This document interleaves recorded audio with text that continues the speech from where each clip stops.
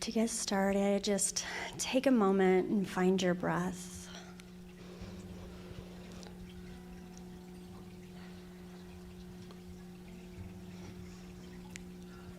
That life-giving force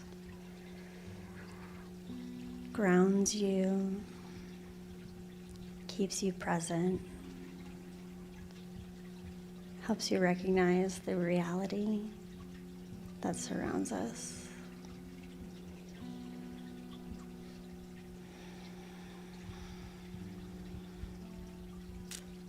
As you settle in, take in a deep, long breath. Hold it for a moment or two. And slowly release it back out.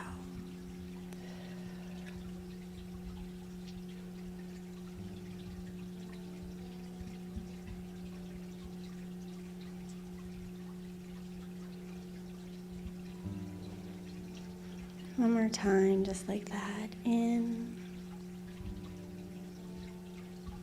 Hold. Out.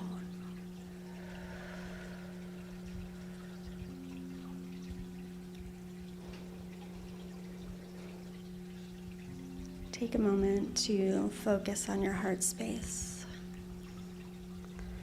and find that soft glow and the essence of it.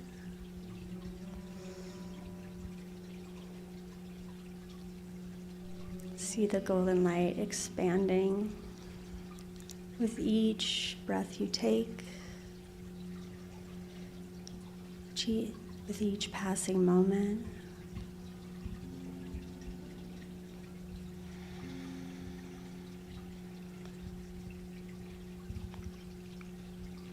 As it fills your entire body.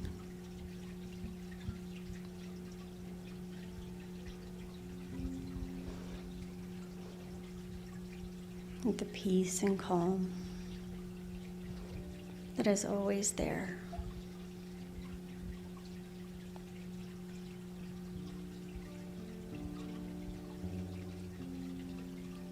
The peace that is the living spirit in each one of us.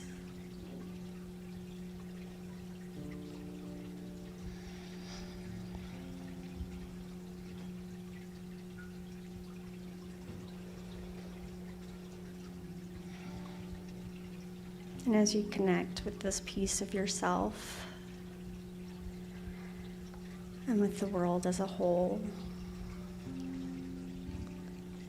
remember, God is, I am.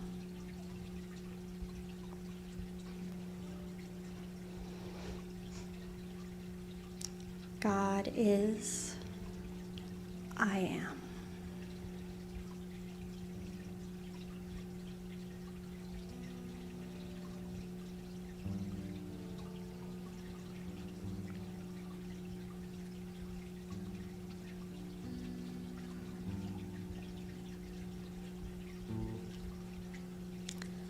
Sit in that truth as I keep the time, and I'll let you know when to come back.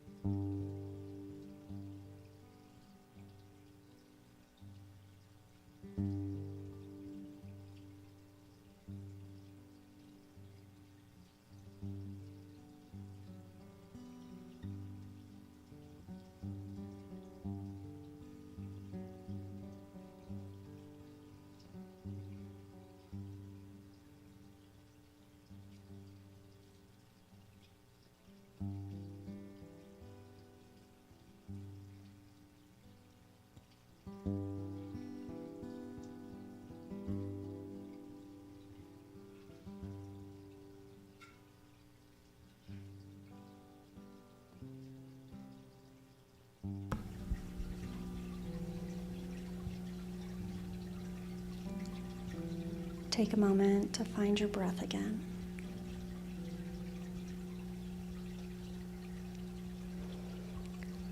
And as you breathe in, say to yourself, God is. And hold that within yourself for just a moment.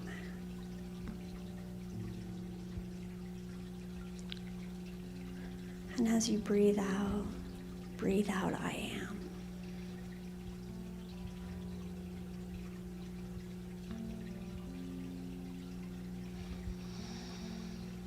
Feeling yourself coming back to the room, back to the now.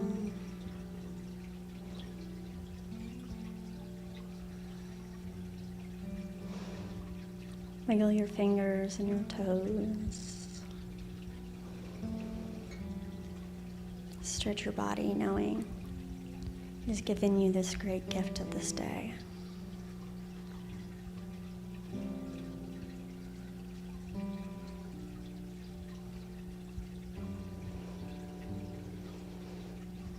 And so it is.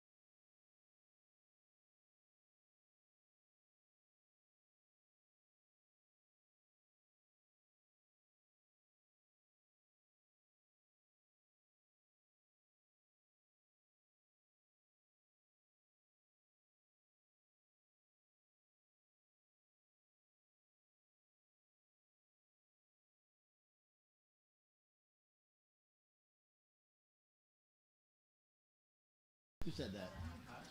Who said I support you? Okay. Oh, thank you.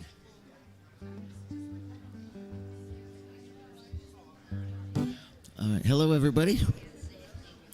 Jackson is not here, so you'll have to kind of put up with me, I guess. So good morning. If you feel like it, go ahead and stand up.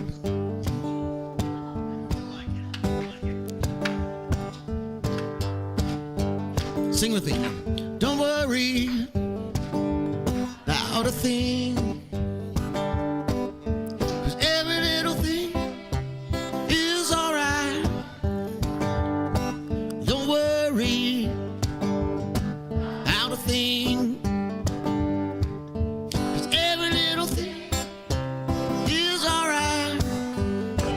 Rise up this morning, smile with the rising sun.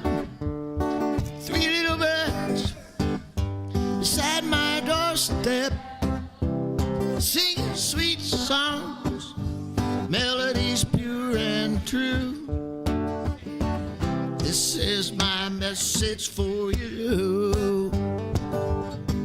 Don't worry about a thing, 'cause every little thing is alright.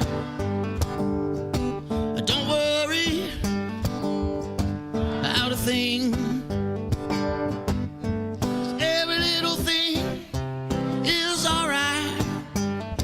Rise up this morning, smile with the rising sun.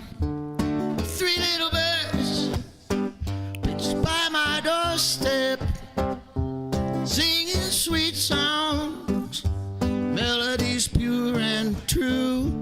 Singing, this is my message for you. One more time here.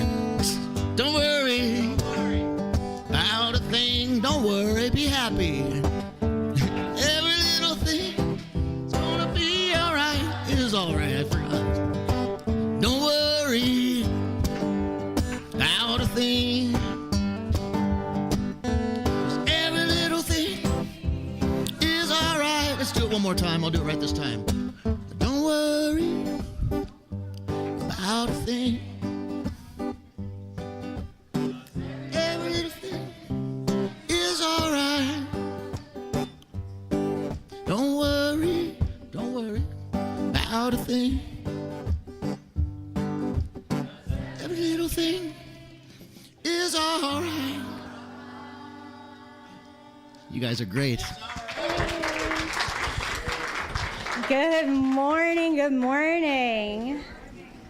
It is so wonderful to see all of you beautiful people here today. Thank you, Sky, for bringing us in with that reminder that everything is all right now.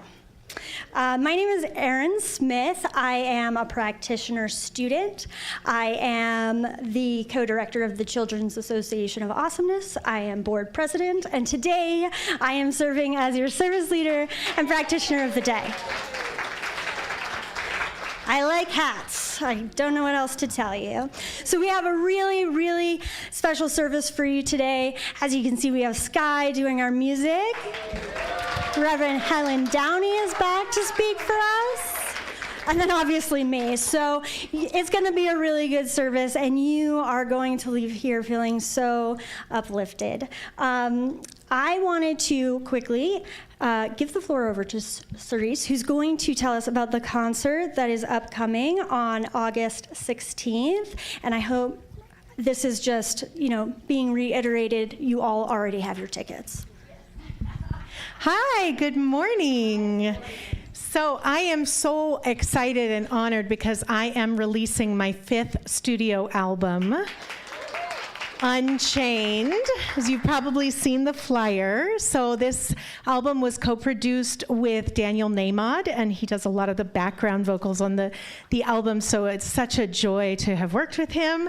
And I am going to share at least one song later today, but I do have a table out, so if you don't have your tickets yet, I would love for you to come get them. And I know they're gonna play a little video so you can get another little sneak peek. So meet me at the table afterwards, and I'll get you all signed up. Thank you. Thank you. And we're going to show a quick video here so that you have a little more information. From Peru, I am so happy to be home, but it is warm here in Phoenix, I have to say. I'm so honored to be able to bring my new album, Unchained, to CSL Prescott. On August 16th, we are going to do an album release. I'm going to sing as many of the songs as I possibly can, and you will get a free digital download of the album as well. So I hope to see you there, and take care until I see you and hug you in person. Bye. My heart is calling for some peace.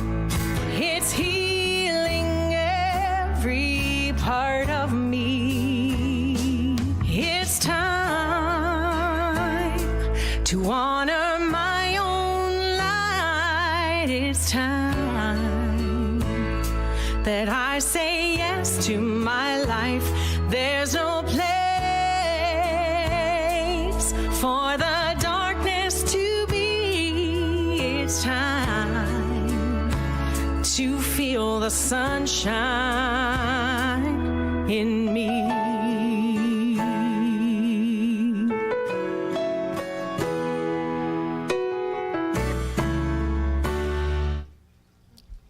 All right. When is it? August 16th. That's right. That's your first quiz question of the day. There are regular tickets as well as VIP tickets, and you can see what that VIP experience looks like on the flyer. So thank you, Cerise, for sharing that with us. I'm gonna bring us into prayer, do an invocation, and kick this thing off. All right. So I recognize that one spirit, that unity, that peace, that joy, that love that is here right now in each and every one of us. I know that that love is shining through in this moment and brings forth a beautiful energy, a beautiful radiance that blesses everyone here today and everyone we meet throughout the week. I know that the music is blessed, the tech booth is blessed, the children and teachers are blessed, and that we have a beautiful talk from Reverend Helen. I know that right here, right now, we stand in our magnificence, and that we are ready and open to change our thinking so that we may change our lives. I express deep, deep gratitude for what we are, for what we have, for what we could be, and know that it is already done. There's nothing else to do. And so now say with me, and so it is. Sky, back to you.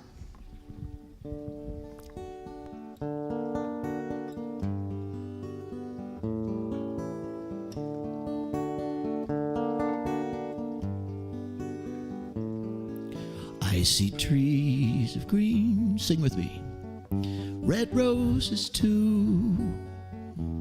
I see them bloom for me and you, and I think to myself, what a wonderful world. I see skies of blue and clouds of white, the bright blessed day and the dark sacred night, and I think to myself, what a wonderful world. The colors of the rainbow, so pretty in the sky, are also on the faces of people passing by. I see friends shaking hands, saying, how do you do? They're really saying, I love you. I hear the babies cry, I watch them grow. They'll learn much more than I'll ever know. And I think to myself, what a wonderful world. Yes, I think to myself, what a wonderful world. Oh, yeah.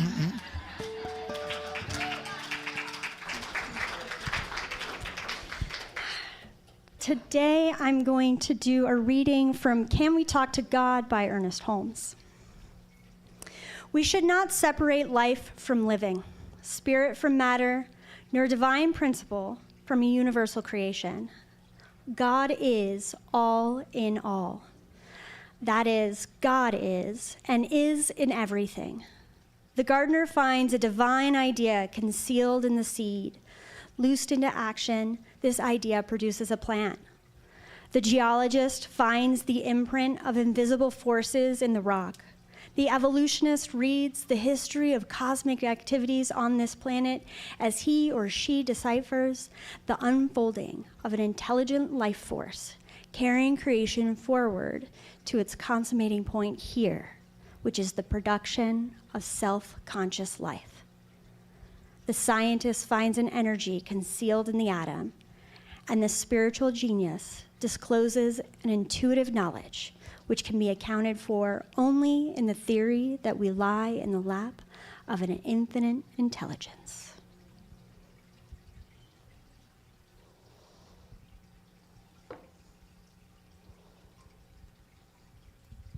This time I'd like to call forward our candle lighters. The Center for Spiritual Living Prescott, guided by the science of mind, acknowledges the diverse faiths and spiritual traditions that enrich our world. Each belief system offers a distinct understanding of the mysteries of existence and a unique connection with the divine. Lighting these candles symbolizes our collective reverence for the diverse paths humans take in search of meaning and purpose. In this shared moment, we affirm and celebrate the multiplicity of the human experience. We light a candle for Christianity, based on the teachings of Jesus the Christ, who taught the path of love, forgiveness, and healing by the presence within. For Islam, in its teaching and belief in the one and only God, creator of the heaven and earth. For Judaism, a community of shared laws, traditions, and family ties which began with the covenant between Abraham and God. For Buddhism, the middle path of non-attachment that ends suffering. For Hinduism, the path of knowledge, action, and devotion. For the traditions of indigenous people everywhere and their close and sacred connections to the earth, sky, and waters. For Baha'i, the path of unity and peace. For the goddess traditions celebrating the power and wisdom of the feminine energies, including nature and nurture. And for the science of mind, a philosophy of life that teaches there is a power for good in the universe, and we can use it. Thank you. And together, let's affirm that, let's solidify that into existence by saying our affirmation. I am here for God. My purpose is to express the nature of God as love, abundance, and joy in everything I do. The good I seek for myself is what I desire for all people everywhere. And so it is. So it is. I think now Sharice is going to come up here, right? This one's yours, Sky. Oh. One of our two soloists today, Sky Conwell. Sorry, I misunderstood.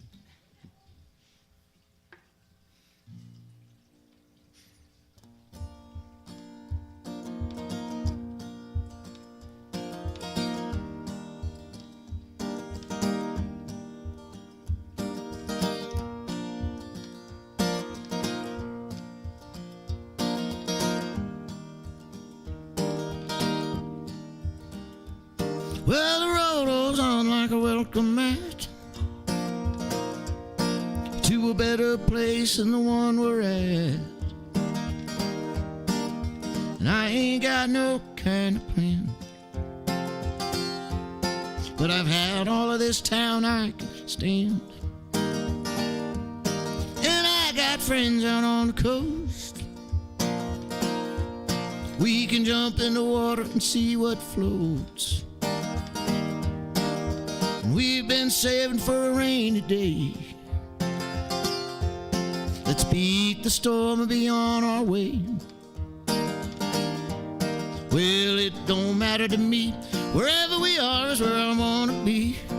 And honey, for once in our life, let's take some chances and roll the dice. I can be your lucky penny.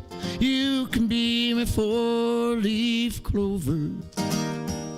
Starting over.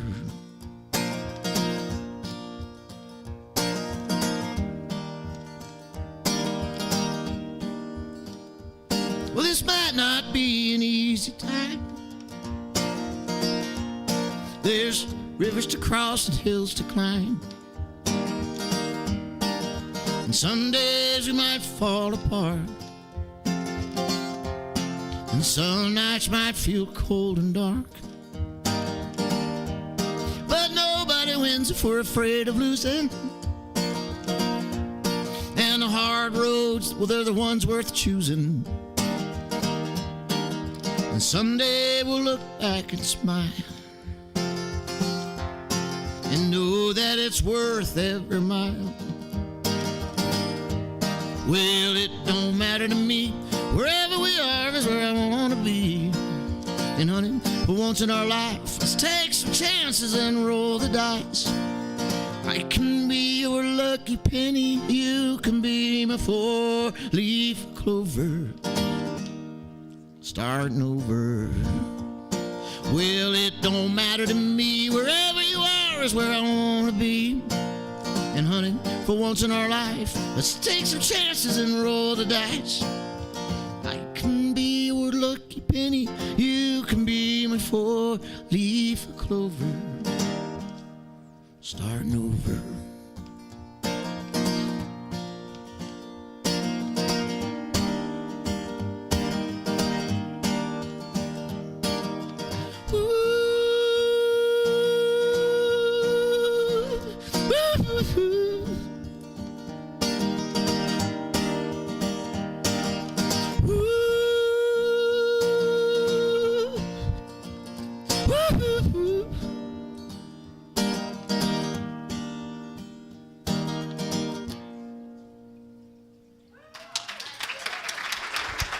Thank you. All right, at this time, it is my honor to welcome back Reverend Helen Downey, who's going to give us a beautiful talk today on going back to the basics.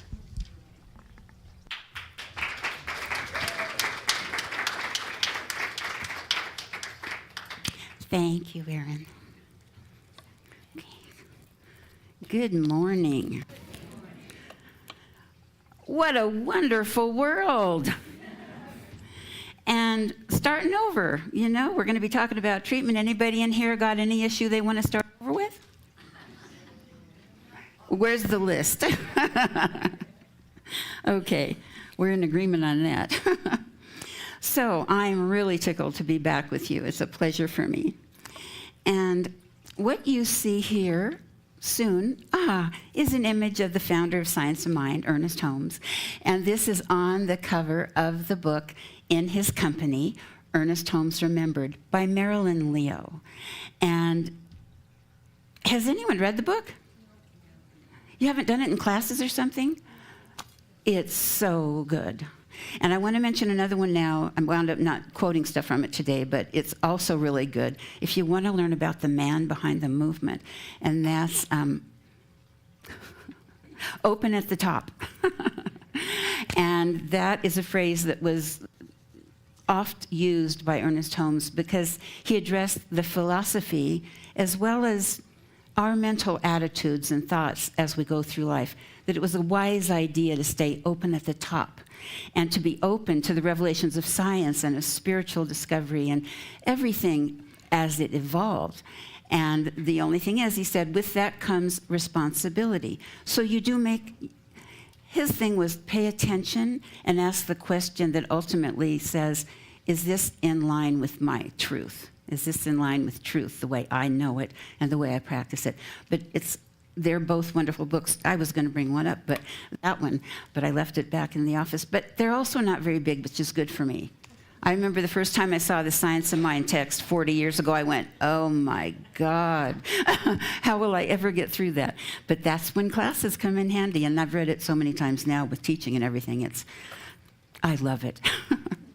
So, what I'd like to do is mention that Marilyn Leo, the author of this compilation, she spent her childhood as next-door neighbors to Ernest and Hazel Holmes. Her father was Reginald Armour, and he was a young man who was in the Boy Scouts in the greater Los Angeles area. I think technically it was Venice Beach, but he was a teenager. Ernest Holmes was the advisor, the scout troop leader, and was about 10 years older than Reginald. Well, through the time with scouting, they formed a friendship, and he basically became a protege to Ernest Holmes. And he went on to become one of the key people involved in the beginning of the movement, all the stuff that was going on in LA with First Classes and then a learning institute, which eventually became Founders Church. And if you're ever in Los Angeles, I really recommend you go see Founders Church. It's magnificent. Historical, absolutely fantastic. Anyway, so Marilyn had the joy of growing up as a little girl next door to Ernest Holmes, he and his wife, Hazel. And this book is full of charming anecdotes, personal stories, observations, just his everyday life and the person that he was, which I love him, absolutely magnificent. But also many, many stories and anecdotes from others who knew him, other co-pastors, people who were involved in the early movement, later in the movement, celebrity congregants like Peggy Lee. She was a real foothold in the church, and I know there were many more. But I just really recommend that if you want a good read, a light read, it will not only amaze you, but it will interest you, and it may surprise you on many occasions. So this book truly is a treasure trove of those personal reflections of Ernest. So that's my plus. I don't know if they have it in the bookstore. I may plug, I should say, but you might want to take a peek. Not yet? Oh, so whoever's in the bookstore, if you want to come look at the one I brought with me, you can peruse it and see if you want to put it on the order list. So we're going to be talking about treatment today. We're going back to those basics. But what I'm going to do first is try to give you a few little tips. They're quite random, but about Ernest. A little bit of younger, and then some of his discoveries he made along the way. So I'm going to try to move right through this. Ernest was born January 21 in 1887, so, a previous century. And he was born on a farm near Lincoln, Maine. And he was the youngest of 9 sons, and a number of those sons went on into ministry of one sort or another. And one brother, Fenwick, was, I think, in Los Angeles area, Long Beach, before Ernest came out. And they started a lot of things together initially. And Fenwick also wrote The Voice Celestial, which is a lovely book that he wrote with Ernest. And it was actually published after Ernest had passed away. But he was such an inquisitive child that his mother called him the question mark. He was always asking questions, and it started very young.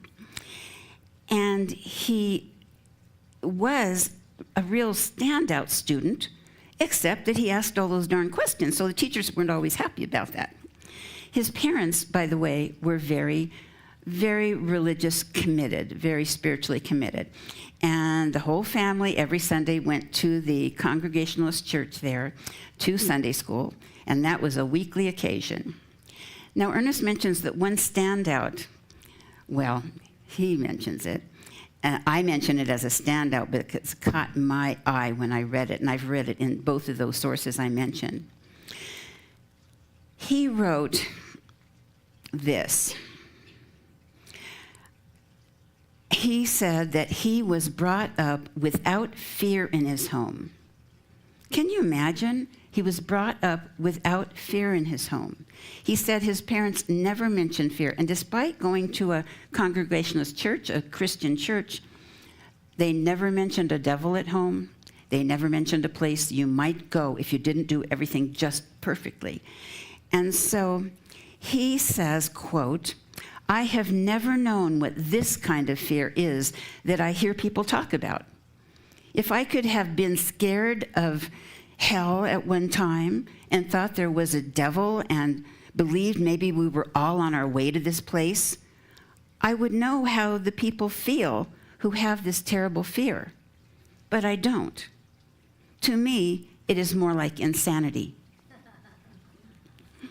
So I don't know how many of you still believe in hell. We have a whole different attitude about hell, error thinking about, heaven or hell is right here on earth. How's our life going along? Are we in heaven? Are we loving people? Are we feeling love? Are we sharing, serving? Are we enjoying and in gratitude for the beauty that's around us every day? Or are we in a hellish existence where nothing is right, everything's bad, everybody hates me, I kind of hate them too? Heaven or hell, we believe, is the consciousness and the experience that you're living in every single day. It doesn't wait for you at the end of life. It's with us every single day. I want to add this, he did put one encouraging note after he mentioned to me it was insanity. He says, "However we arrive, we must come to a place where our confidence and our trust is greater than any fear that assaults us." So I think it was a little, he always tries to nod with compassion to anyone who believes what they believe, because they are where they need to be right now, just like we are. And everybody's growing, and sometimes it's a very straight road. I don't know how many of you have had a real straight road to where you are right now. Hands? Okay, and mine's not up either. So I thought that was a little bit encouraging about, just encouraging us to get the strength to that place where our confidence and our trust are greater than any bit of trouble or fear that would want to assault us.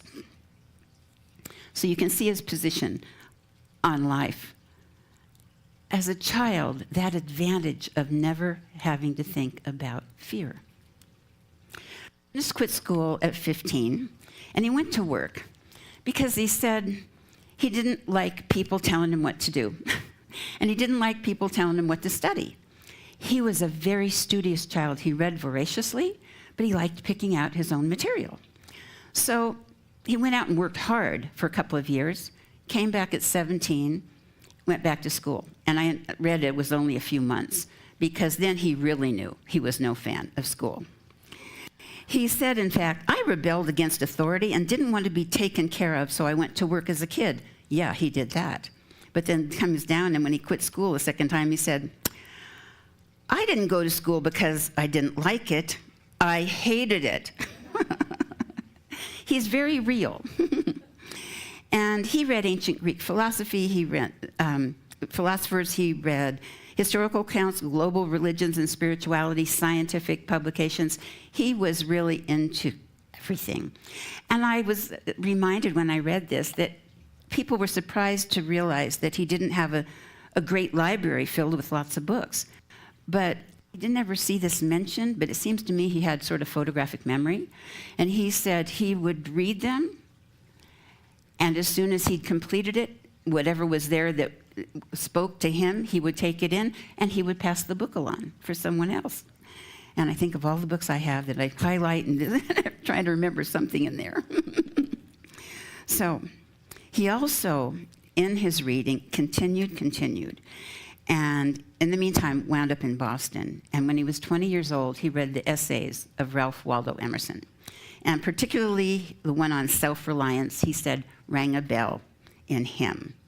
All I could think was there was more to a person than he realizes that is beyond ordinary experience. And I thought that whatever was going to happen to me would be due to something that was already within me. And he knew he was on the right track. The stories of his life in either these books I mentioned or anything else that you might run across, you're going to find them knowledgeable, interesting, adventurous, amusing, very inspirational. And that's why I highly recommended that book right there. You will be both entertained and amused. And again, I think you'll learn some secrets, and you'll learn some funny things, and you're going to learn some things that you're going to go, that sounds like me. And I don't know about you, but I like that. I want whoever's giving me good information to be relatable, so I feel like I can get it and apply it from my life experience. His path and career was varied and global, and I can't even go into all that, or we'll never make it through treatment. But I'm touching base to just throw out, like I said, a few random things that might ring a bell with you, that might make you want to inquire a little bit more. When he spoke, he would fill large halls, and when he would speak repeatedly somewhere, they'd start with a 500-seat audience, and if he was there the next week, they'd need 1,000, and then the next time they'd have 2,000. It was just exponentially growing. He never used notes.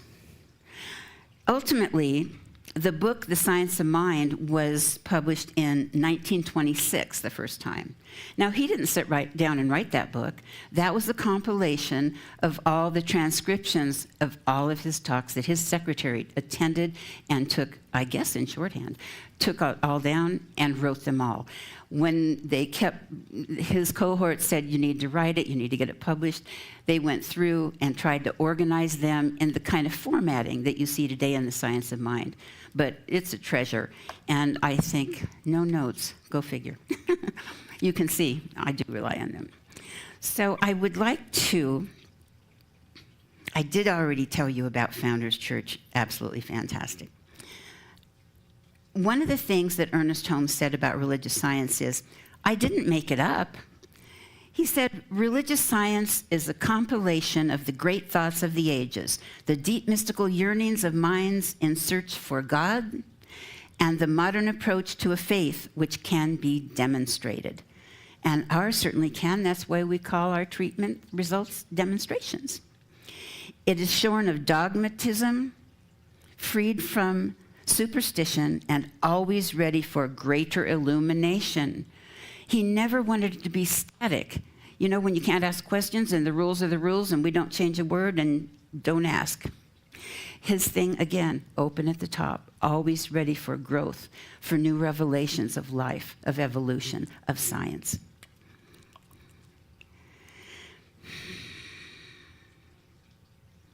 I told you when he got the book out, and through the years continued growing this phenomenal organization, the Centers for, which are now the Centers for Spiritual Living, teaching religious science and the science of mind.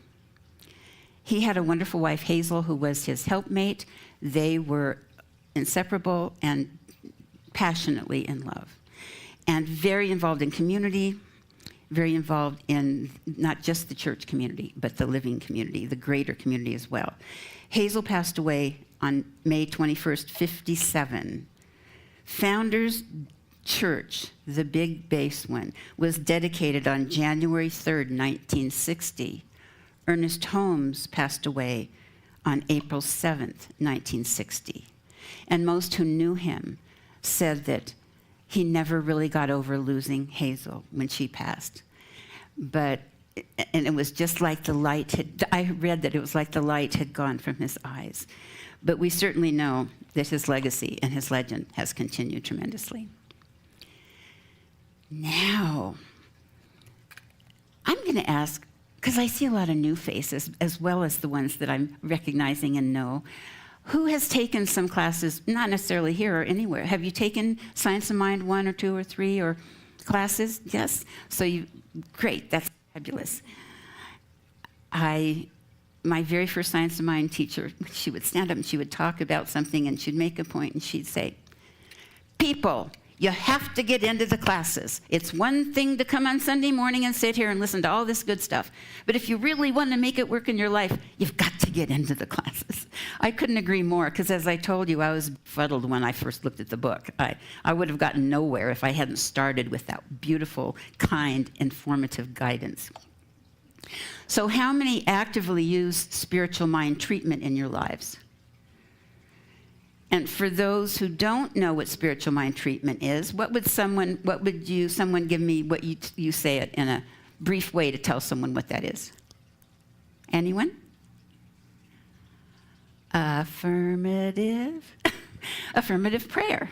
That's basically the science of mind method of affirmative prayer. And affirmative prayer means we're not supplicative, we're not begging. I spent most of my life what I call in my self-revelation the let's make a deal prayer. Oh God, I promise, if you'll just do this for me, I'll do that. And that started from when I was a kid. I had what I think was the great benefit of not having to go to any particular church. Had a lot of freedom. My parents worked a lot. I could visit friends at church. But in later years, I was really glad that I was freed the time it would take to undo the dogma. And in some cases, in some people's life, the pain and suffering and trauma. So I'm kind of glad my parents were kind of free-floating. They believed in God, but they were busy working. In fact, I remember my dad saying, the Masonic Lodge is my church. So I grew up in a very Masonic family. So what I'm going to do is, I'm going to ask I think we have one little quote. We should believe that God is the invisible partner in our lives and affirm that divine love goes before us and prepares the way. And that's really what we're planning and affirming when we do spiritual mind treatment. And we'll take a look at the 5 steps of spiritual mind treatment. So let's see here. Recognition is the first one. That is basically saying God is. I recognize there's one infinite power in the universe working in and through me. I do recognize that, and I'm happy about that. Second step, unification. I am. What does it mean I am? I am one, unified with that God. It works its perfect self in and through me, in, through, and as me, and I am a part of it, as we are all a part of all of creation. Realization. Some people call this affirmation. There are other words for that, but realization is stating your desired good. What is it you want to make your wonderful world extra today? What is it that you would like to do a treatment on and draw it into your life? Or release it. You can do treatment to release things that are no longer serving you. But what I want to remind you when you do make that declaration is that you make it confidently. Go to your faith point confidently and do it in the first person and do it in the present. So you don't want to say, I hope this will, I think this might, well, I'm not sure I did it the right way. Maybe I better start over. You don't want to question yourself because what you're questioning is spirit. You don't have to question anything. Once you get that down, it knows what's in your heart. It's clear. I mean, you want to be clear, but you don't have to worry about crossing every T and dotting every I. So once you affirm that statement of what it is you'd like to draw into your life or release from your life, you're going to go to the last step. The 4th step, which is thanksgiving. That is giving thanks, grateful acceptance. Because when do you usually thank people for something? After you get something? Your birthday gift or a cup of coffee or lunch is on me today. Oh, thank you. So it's very purposeful that we're saying thank you before we close out this treatment, because that is declaring that we already have this. It's done. And in truth, it's done in spirit already. So we're just saying, okay, show up for me now on my level so that I can experience this to its fullest in my life experience. And the final step is release.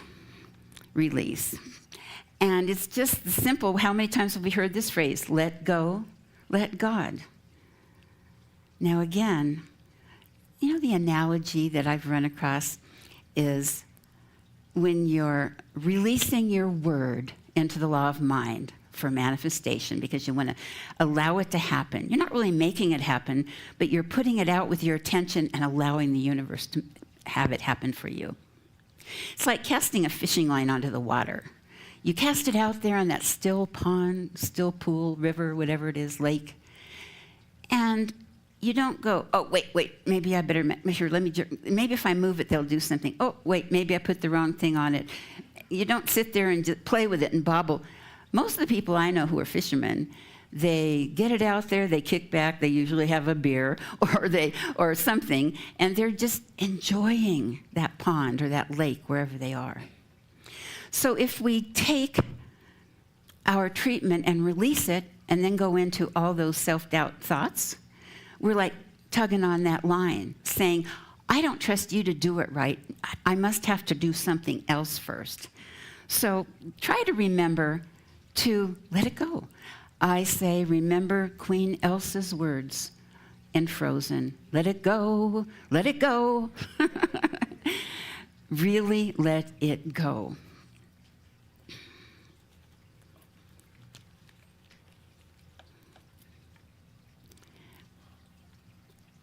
Gosh, I'm on time. Clay's going to love me. I'm going to love me.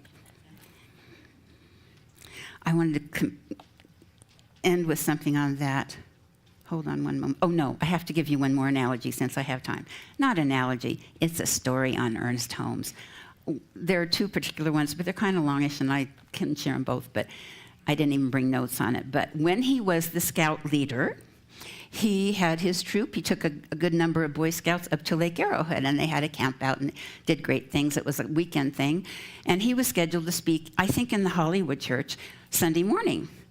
Well, of course, they got something, went a little bit awry here and a little misstep here, and that we're late getting out and heading down the hill. So the service had actually begun, and people were nudging themselves and going, where's Dr. Holmes? Where's Dr. Holmes? And before it got to the point of bringing him up on stage, in he burst through the door in the back of a very large hall in his scout uniform, Bermuda shorts, and tennis shoes, right up there, and he delivered his talk. He said, it doesn't matter what I wear. I'm up here to share truth with you. I'm up here to tell you about how the universe is on your side and it's going to work for you. That's just how he was, and I love him for it. I would like you, if you want to take a peek at your, how's my time? Okay? If you take a minute to look at the handout that you got. It's a form so that you can go home. If you're new to treatment, and even if you don't even really understand it yet, you can just in your heart, if you agree with the principles, if you can agree with, I do think there's one creative intelligence, and you can call it God, Goddess, Buddha. I say you can call it Fred, you can call it Linda. Doesn't matter. We don't have a jealous, vengeful God. We have a loving, playful, joyful God. And if you can believe that, and if you can somewhere inside of you believe that that energy is working in and through you, not sitting at a desk somewhere off over a cloud judging you, but an energetic form that is flowing through your veins in this moment and in everything in creation. If you can believe that much, then give it a go. And so I'm just going to read this, and we'll go through it briefly. And you know, when you do your treatment, it's as simple as that chart that we saw, basically. God is, I am. It can be that brief. As you get to know it a little bit, you'll choose your words. You may get very wordy and flowery because it feels so good. You're so excited. It's such good stuff. But this is what I did. I sort of went in the middle here. Recognition, there is one life. That life is God. That life is my life now. That life is an infinite power for good in the universe, and I can use it. Unification. I know that I am one with divine intelligence and that it flows and expresses in, through, and as me. 3, the declaration or realization. In this knowing the truth of who I am, I, and you can put your name right there in that line, declare, and then you think about maybe it'll be the first thing that comes up in your heart. You just put what you want to have working for you today. I claim this knowing that I am never alone and that all things work together for good, my absolute highest good. And I want to add a footnote. Whenever anything is for your highest good, it's automatically for the highest good of everyone around you. That's a hard pill for some people because they think, I make a change in my relationship, they hate me. I do this, I do that, they're never going to speak to me again. I'm hurting them. Or we're not talking about hurting people. We're talking about when you are guided and you are making movement in your highest good, it's always also for the highest good of those around you. Maybe just because of the lessons it brings, just like all those lessons we get every single day. As I release it into the law of mind and open myself to the abundant flow of the universe. With a grateful heart, I give thanks for this reality, and we always close our treatments with, and so it is, right? That's the period, paragraph, end of page, and we've released it, so we're totally letting it go. Well, I want to thank you for being a fabulous, fabulous audience today. And how many people are going to go home and do their treatment today? Oh, okay. And how many, if they do it, it's going to be the first time they've tried it? Very good. And you know, when you want help with treatment, we have wonderful practitioners here that are available. In fact, they'll tell you about that even after the service. You can get, is it a 2-minute miracle, Hazel? 2 or 3 minute, 3-minute miracle. If you have something on your heart and you would just like to talk to someone that can affirm the knowing the truth for you, it's like getting a gift that you didn't expect. So I thank you now. I know what I was going to finish with. I loved our songs because, you know, it is a wonderful world. And 3 little birds, don't worry about a thing because every little thing is going to be all right. And I know that for you now and always. And can you share and say with me, and so it is. Thank you. Is he playing? Prayer or song first? Oh, okay. We'll do this. Thank you. Oh, thank you. So if you'll join me now, we'll just anchor this in a treatment. So if you're comfortable, close your eyes because it just can help you drop your awareness into that center of your being, into your heart center, into that love center where God resides in our mind's eye. We know he's in every cell and every tissue. But we like to go to that place of our heartbeat. And even in the center of our being, we're breathing into that. So right now, it is such a joy and delight to state and to recognize that and to believe that there is one incredible creative energy in the universe that we call God or we call spirit, divine mind, infinite intelligence. It answers to all those names. And we are so grateful to know that it is everywhere present, all-knowing. We know that, and we know that it is one with us, and that qualities that are attributed to the God life flow in and through us as well.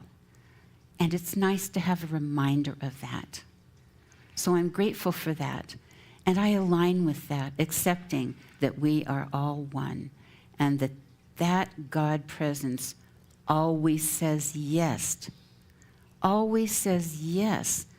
And this is what reminds us to say things that we really want, to bring them into our life.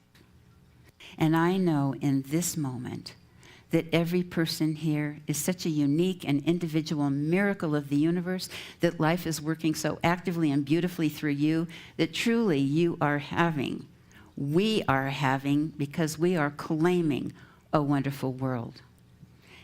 And I know that we leave here with smiles and thoughts and activities and so much going on in our lives to be grateful for. And even when things don't look like they're going the way we'd like them to go, if we have a core belief that everything is working together in the bigger picture, whether it looks like it right now or not, if we trust that and the divine plan, we trust the outcome, we trust the process of life, we're good. So I give thanks for this awareness. I give thanks for this wonderful world as I release these words into the universal law of mind, knowing they do their perfect work and return to us as they've been spoken and as we open our hearts and minds to accept these manifestations in their fullness. And if you'll join me, we'll close by saying, and so it is.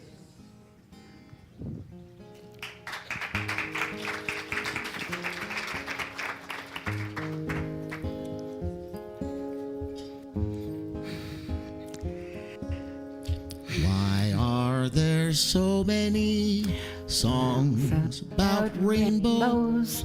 And what's on the other side?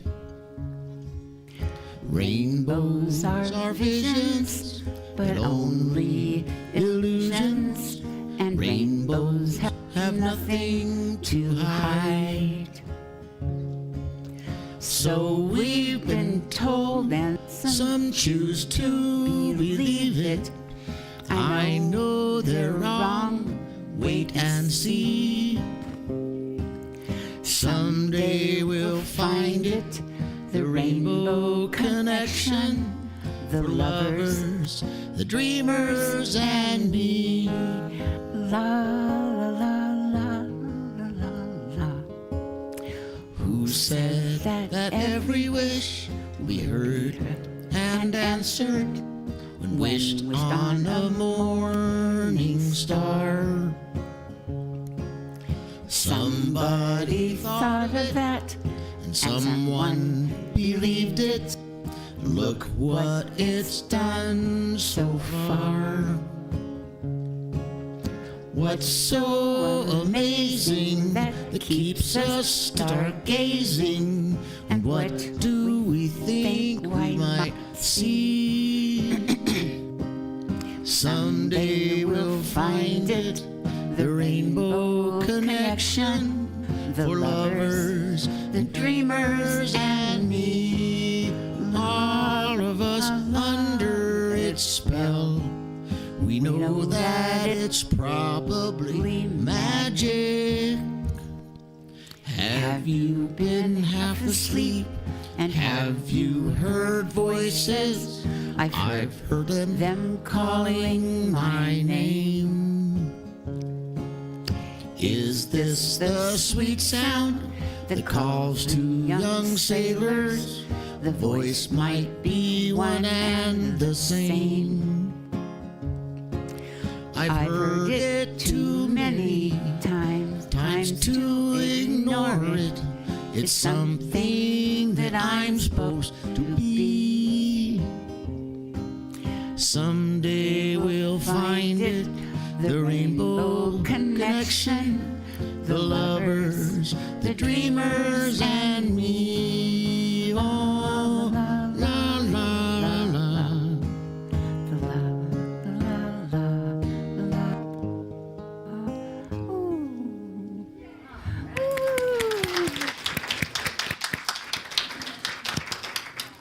So good. All right, so now we are going to use treatment in action. Treatment in action means that we know that as we apply these principles and as we give into the universe gives back to us tenfold, as many-fold as you're willing to believe. And it is important for us here and now to recognize that through this giving and taking of the universe, we are supporting ourselves, our center, and the community as a whole.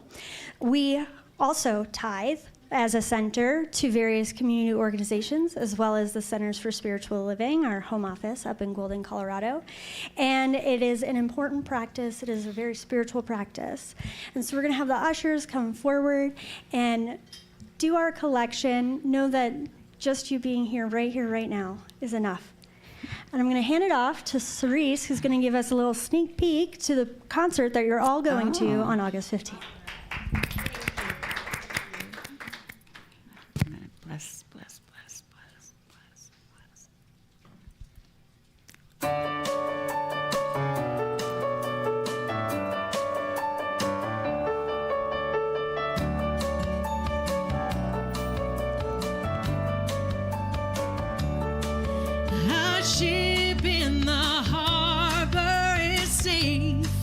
the storm. But we all know that's not what ships are made for. 'Cause playing it safe leads to a life of waste. And I, for one, won't waste another day. I am here to live and to love, to fall and to climb. I'm here to jump right into life. I'm here to sometimes laugh and sometimes cry, but I can't keep going on if I am only to survive. I'm not here to exist, I'm here to fly. A million times I've been afraid to live my dreams. The purpose of this life getting so out of reach. And then I feel the pull, the yearning in my soul to stand in my power and share my gifts with the world. Oh, I am here to live and to love, to fall and to climb. I'm here to jump right into life. I'm here to sometimes laugh and sometimes cry, but I can't keep going on if it is only to survive. I'm not here to exist, I'm here to fly. Oh, I don't want a journey crawling to my grave. I wanna live it out, crash at the end just like a tidal wave. I am here to live and to love, to fall and to climb, to jump right into my life. I'll sometimes laugh and sometimes cry, but I can't keep going on if I am only to survive. I'm not here to exist, I'm here to fly. I'm not here to exist, I'm here to fly. I'm not here to exist, I'm here to fly.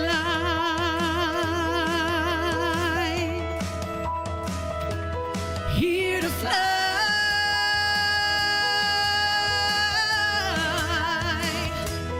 Here to fly.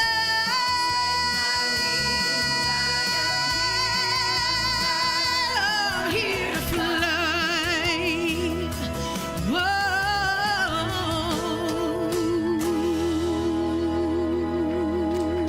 Beautiful.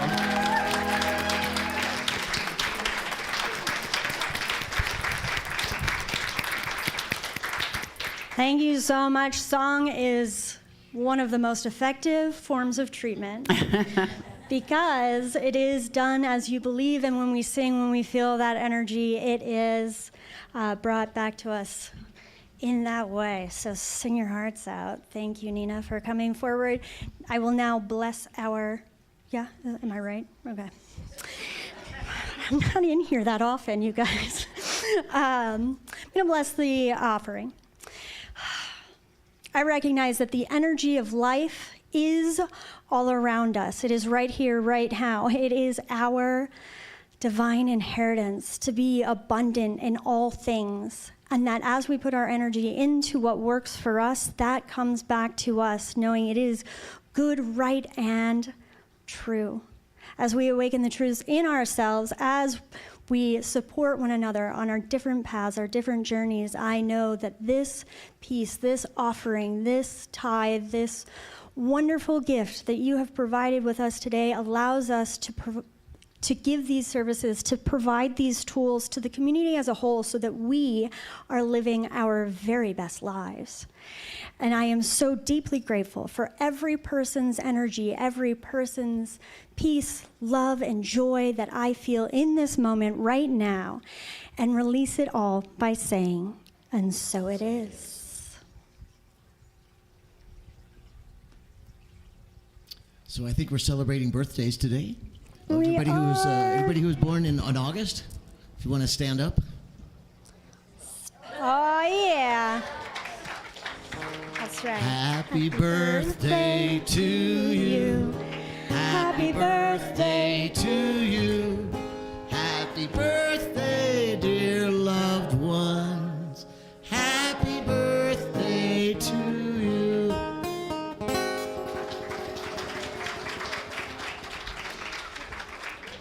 Happy birthday, August babies. Is anyone here for the first time, or maybe you haven't been here in a while and you just want to say hi? If you're willing to stand up and give us your name and where you're from, I would love to know that. Sure. I'm Judith Sharatino. I'm Patrick's older sister. And I just moved here from Honolulu. Wow. But yeah, and I'm very happy to be here. Thank you so much for being here. Thank you, thank you. Did you want to say hi? You don't have to. My name is Laura Henry. This is my first time here. Arizona native and always pass by here. Just thought I'd check it out. Wonderful, thank you. Thank you for joining us. And as our gift, please check out our bookstore. We have a ton of used books, and we would love to give you one as a gift for coming here today. One more thing I want to do is, in the spirit of that abundant and circulating energy, I want to recognize our volunteers. We have a lot of people who make this work, not just now, but Monday through Friday for all of the activities that we do. If anyone is a volunteer, will you please stand up so that we can provide you with our heartfelt gratitude? Nobody. No, you're all. There you go. Thank you, thank you, thank you. Our candle lighters are volunteers. It is a beautiful gift that you provide our community, so thank you so much. And so now I think it's time to just close this out with a benediction. If you'll stand up with me and say the words that are on the screen so that we can walk into our lives as confident as we are absolutely possible. It is absolutely possible. Something wonderful is happening through me right now. It is happening through my mind, my body, and my affairs. I think it, I believe it, I feel it, I know it, I accept it. Thank you, life. Yes, there is peace on earth, and yes, it begins with me. Yes, there is peace on earth, the peace that was meant to be, with God as creator. We're a family. Let us with each other in perfect harmony. Yes, peace begins with me, and this is the moment now. With every step I take, let this be my joyous vow, to take each moment and live each moment with peace eternally. Yes, there is peace on earth, and yes, it begins with me.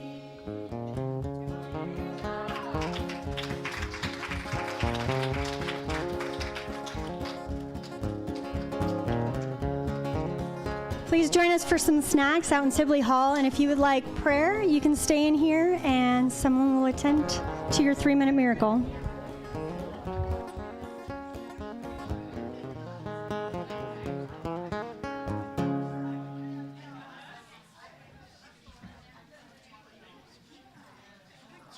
Thank you.